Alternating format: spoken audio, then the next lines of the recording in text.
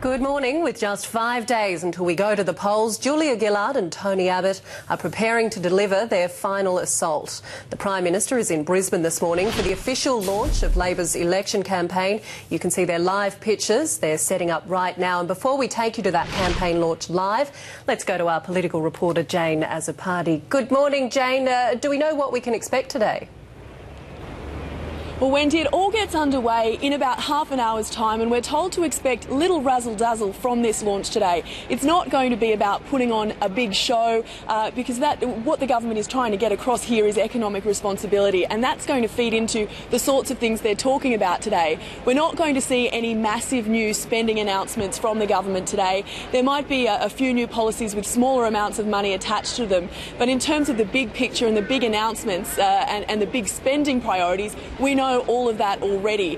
The Prime Minister is likely to be talking a lot today about jobs, education and the economy, much as she has done throughout the first 4 weeks of this campaign.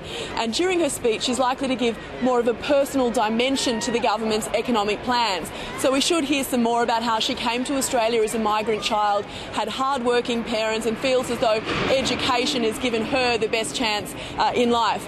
We will see some former Labor Prime Ministers here. Bob Hawke will be here today. He'll be making a speech, and former Prime Minister Kevin Rudd will be here as well. This will be the first time he'll have seen Julia Gillard since that awkward meeting the two of them had for the cameras just over a week ago.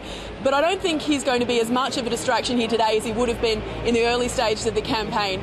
There's also a few protesters here, it must be said, pro-marijuana groups, anti-abortion groups, but really the numbers are quite small. And what the government is going to be focusing on is Julia Gillard's vision and the reasons why she thinks people should be voting Labor this election, Wendy. Yes, some few interesting outfits we're just seeing on our screen there, Jane. Now, 1 week to go, we know that in the campaign. What are we going to see from Labor this week? Do we have any idea? Well, I think we're going to see a real stepping up of the pace, if you like. Julia Gillard has already kept a cracking pace travelling around the nation, and I think that's only going to intensify. There's talk that she might be visiting 2 or 3 cities in a day as she tries to get her message across.